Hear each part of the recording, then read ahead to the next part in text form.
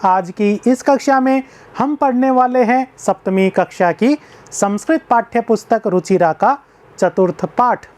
पाठ का नाम है हास्य बाल कवि सम्मेलनम। इस पाठ के 3 भाग हैं। पहला भाग हम पढ़ चुके हैं। आज हम दूसरे भाग का अध्ययन करेंगे। पहले भाग में हमने 2 कवियों की हास्य कविताओं का आनंद लिया है और आज हम इस भाग में बचे हुए कवियों की कविताओं का आनंद लेंगे। तो तीसरा कवि है तुंदिल है। यह भारी भरकम शरीर वाला कवि है और तुंदिल है इसका अर्थ भी होता है मोटा। तो क्या कह रहा है तुंदिल है? तुंदस्य उपरि हस्तम आवर्तयन् तुंदिलोहम भोः ममापि इदं काव्यं श्रूयताम् जीवने धार्यतां च परान्नं प्राप्य दुर्बुद्धे मा शरीरे दयां कुरु परान्नं दुर्लभं लोके शरीराणि पुनः पुनः सर्वे पुनः अट्टहासं कुर्वन्ति। यह गद्यांश और श्लोक था। इसमें आए हुए कठिन पदों का अर्थ जान लेते हैं। तुंदिल है इसका अर्थ है मोटा व्यक्ति और तुंदिल है यह पद तुंदिल इस पुंलिंग शब्द के प्रथमा विभक्ति के एक वचन का रूप है। इसी प्रकार तुंदस्य इसका अर्थ है पेट की तोंद के और तुंदस्य यह पद तुंद इस नपुंसक लिंग शब्द के षष्ठी विभक्ति के एक वचन का रूप है। आवर्तयन इसका अर्थ है फेरते हुए। परान्नम यह पद अर्थ देता है दूसरों के अन्न को और परान्नम यह पद पर अन्नम इन 2 पदों का रूप है। सवर्ण दीर्घ संधि के कारण यहाँ पर परान्नम यह रूप बना है। दुर्बुद्धे इसका अर्थ है हे दुष्ट बुद्धि और दुर्बुद्धे यह रूप दुर्बुद्धि इस पुंलिंग शब्द के संबोधन के एक वचन का रूप है। कठिन पदों का अर्थ हमने जान लिया है। अब हम गद्यांश का और श्लोक का सरलार्थ जानते हैं। तुंदिल है मोटा व्यक्ति, वह मोटा कवि क्या कह रहा है? तुंदस्य उपरि अपने पेट की तोंद के ऊपर हस्तम आवर्तयन हाथ फेरते हुए तुंदिलो हम भोहो भोहो अरे लोगों यह संबोधन का सूचक पद है। लोगों को संबोधित करते हुए कह रहा है अरे लोगों अहम तुंदिल है मैं मोटा हूँ। ममापि मेरा भी इदम काव्यम यह काव्य यह कविता श्रूयताम सुनिए जीवने धार्यताम च और जीवन में धारण करिए, अपने जीवन में भी इस बात को अपनाइए। श्लोक के द्वारा वो अपनी कविता कहता है और इस कविता को सुनने के बाद सर्वे पुनः अट्टहासम कुर्वन्ति सभी लोग दोबारा से अट्टहास करते हैं, जोर जोर से हंसते हैं। हा हा हा कुछ इस प्रकार। श्लोक में ऐसी क्या बात कही है उसने? तो आइए श्लोक के अन्वय के द्वारा हम सरलार्थ को जानते हैं। इस श्लोक का अन्वय है दुर्बुद्धे त्वं परान्नं प्राप्य शरीरे दयां मा कुरु लोके परान्नं दुर्लभम अस्ति शरीराणि पुनः पुनः भवन्ति। यह श्लोक का अन्वय है। क्या कह रहा है वह मोटा हास्य कवि? दुर्बुद्धे अरे दुर्बुद्धि तुम परान्नम दूसरे के अन्न को दूसरे के भोजन को प्राप्त करके शरीरे अपने शरीर पर दयाम मा कुरु दया मत करो। दूसरों का भोजन मिल जाए तो अपने शरीर पर दया मत दिखाओ। लोके इस संसार में परान्नम दुर्लभम अस्ति दूसरों का अन्न दूसरों का भोजन मिलना दुर्लभम अस्ति दुर्लभ है। बहुत ही कठिनता से दूसरों का भोजन हमें प्राप्त होता है। शरीराणि पुनः पुनः भवन्ति शरीर तो बार बार आते जाते रहते हैं। अर्थात किसी तरह यदि दूसरे का भोजन खाने को हमें मिल जाए तो भरपेट खाना चाहिए, अपने शरीर पर दया नहीं करनी चाहिए। क्यों? क्योंकि इस संसार में दूसरों का भोजन कभी कभी मिलता है। अगर हम मर भी गए तो कोई बात नहीं, शरीर तो पुनः आ जाएगा, पुनः जन्म ले लेंगे। तो कवि की यह बात सुनकर सभी लोगों ने जोर जोर से अट्टहास किया। वह स्वयं भी मोटा था, खा खा कर मोटा हो गया था। अपने जैसे ही उसने एक कविता सुनाई कि किस प्रकार वो दूसरों का अन्न खा खा कर मोटा हो गया। अब हम आगे अगले कवि की हास्य कविता को सुनते हैं। अगला कवि है चार्वाक है। क्या कह रहा है? आम आम शरीरस्य पोषणं सर्वथा उचितमेव, यदि धनं नास्ति तदा ऋणं कृत्वापि पौष्टिकः पदार्थः एव भोक्तव्यः। तथा कथयति चार्वाक कवि। यावत् जीवेत् सुखं जीवेत्, ऋणं कृत्वा घृतं पिबेत्। इस गद्यांश में जो कठिन पद हैं उनका अर्थ है आम। हाँ, यह अव्यय पद है। संस्कृत में हाँ ऐसा कहने के लिए आम इस पद का प्रयोग होता है और नहीं के लिए न इन पदों का प्रयोग होता है। सर्वथा इसका अर्थ है सब तरह से, यह भी अव्यय पद है। ऋणम इसका अर्थ है कर्जा अथवा उधार। ऋण इस नपुंसकलिंग शब्द के प्रथमा विभक्ति के एक वचन में ऋणम यह रूप होता है। कृत्वापि इसका अर्थ है करके भी। यहाँ पर सवर्ण दीर्घ संधि है। संधि विच्छेद करने पर कृत्वा अपि ये दो पद हमें प्राप्त होते हैं। भोक्तव्य है इसका अर्थ है खाना चाहिए। भुज धातु से तव्यत प्रत्यय होकर भोक्तव्य है यह रूप बनता है और तव्यत प्रत्यय चाहिए अर्थ में प्रयोग होता है। घृतम इसका अर्थ है घी और घृतम यह रूप घृत इस नपुंसकलिंग शब्द के द्वितीय विभक्ति के एक वचन का रूप है। अब हम गद्यांश का सरलार्थ जानते हैं। चार्वाक जैसा कि नाम से ही हमें बोध हो रहा है, चारु वाक सुंदर वचन, जो सुंदर वचन कहता है, इसी विशेषता के आधार पर इस कवि का नाम रखा है चार्वाक।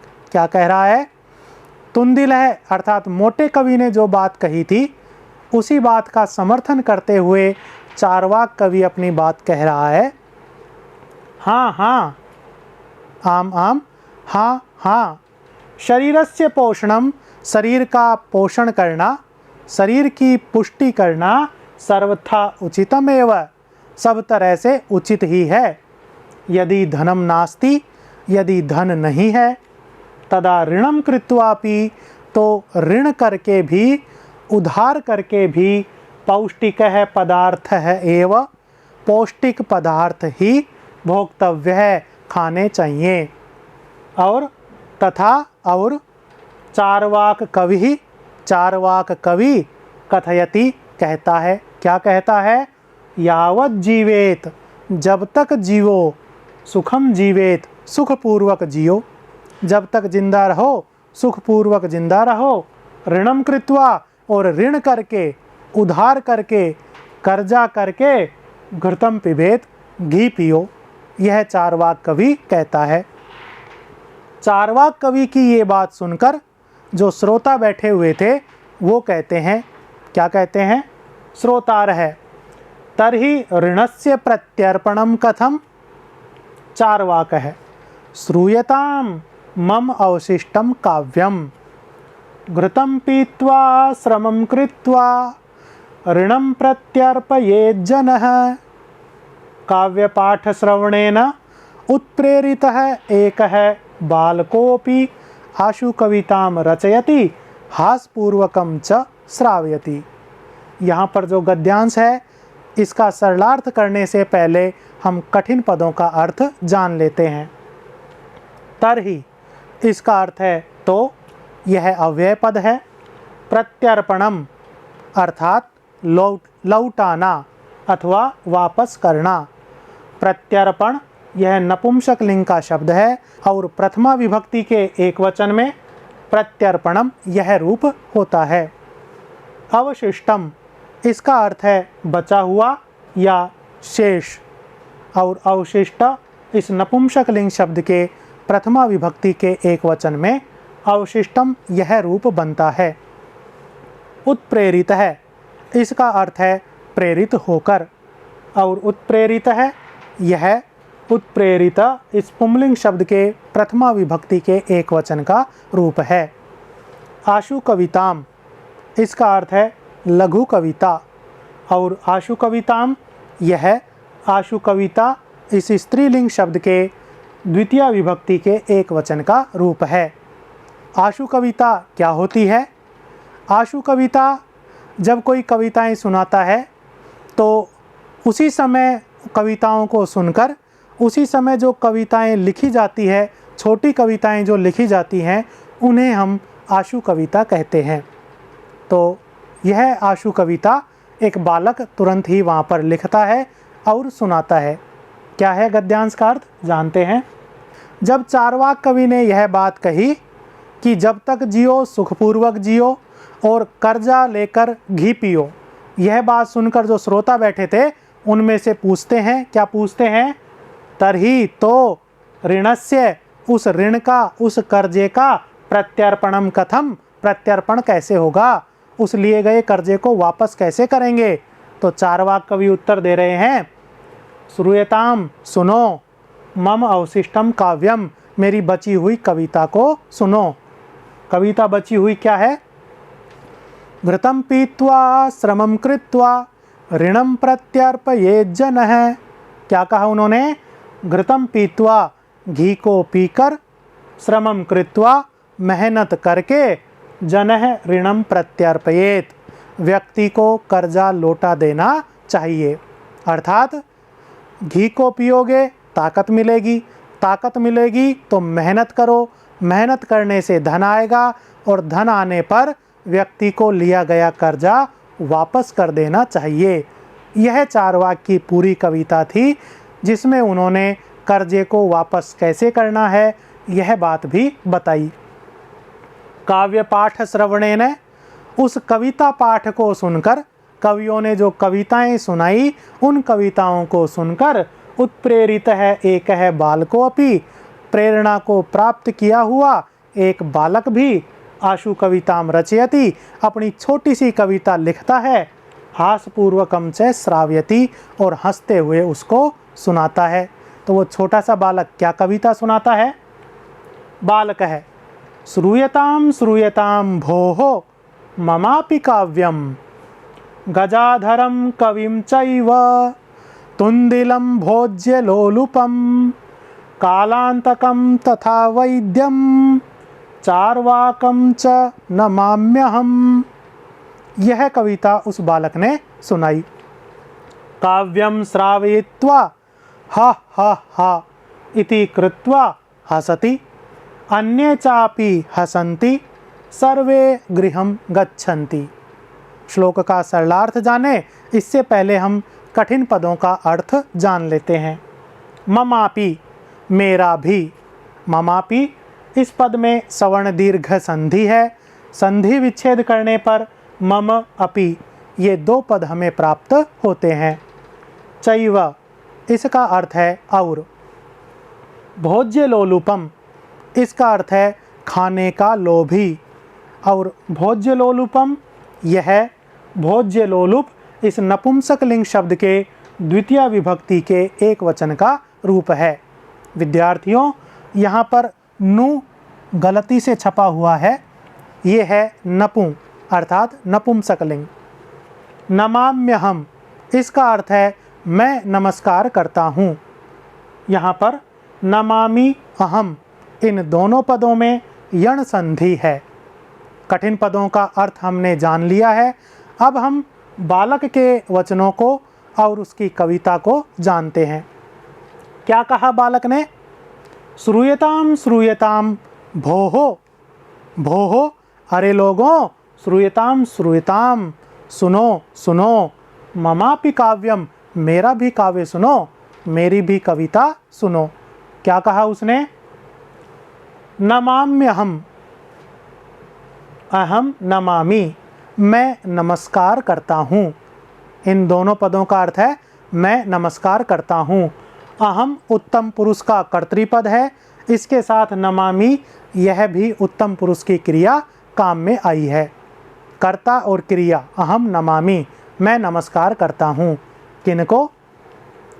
गजाधरम कविम, गजाधर कवि को। पहला जो कवि था जिसके होठ हाथी के होठ के जैसे लंबे और लटके हुए थे, इसी विशेषता के कारण उसका नाम था गजाधर। गजाधरम कविम, गजाधर कवि को। तुंदिलम, और तुंदिल को, मोटे कवि को। कैसा मोटा कवि? भोज्य लोलूपम, जो खाने का लोभी है, ऐसे उस मोटे कवि को, तुंदिल को। कालांतकम, और कालांतक कवि को। कालांतक जो काल का अंत करता है, समय को बर्बाद करता है, यह तीसरा कवि था। उस कालांतक कवि को तथा और वैद्यम चारवाकम, चारवाक नामक वैद्य को, चारवाक चिकित्सक था, उस चिकित्सक को अहम नमामि, मैं नमस्कार करता हूँ। यानी बालक ने अपनी कविता में उन चारों ही कवियों का सम्मान किया और उनको नमन किया। एक बार पुनः देखते हैं। गजाधरम कविम, गजाधर कवि को। तुम भोज्य लोलुपम तुंदिलम, खाने के लोभी इस तुंदिल कवि को। कालांतकम, तथा और कालांतक को। वैद्यम चारवाकम च, और वैद्य चारवाक को। अहम नमामि, मैं नमस्कार करता हूँ। यह कविता उस बालक ने सुनाई। काव्यम श्रावयित्वा, अपना काव्य सुनाकर, अपनी कविता सुनाकर, हा हा हा इति कृत्वा हसति, हा हा हा ऐसा करके वो हंसता है। अन्य चापी, और दूसरे लोग भी, श्रोता भी, हसंती हंसते हैं। सर्वे, और सभी लोग, गृहम गच्छन्ति, अपने अपने घर चले जाते हैं। तो विद्यार्थियों, यह था पाठ का दूसरा भाग, जिसमें हमने पाठ को पढ़ लिया है। अगले भाग में हम पाठ के प्रश्नोत्तरों का अभ्यास करेंगे। तो मिलते हैं अगले वीडियो में। धन्यवाद।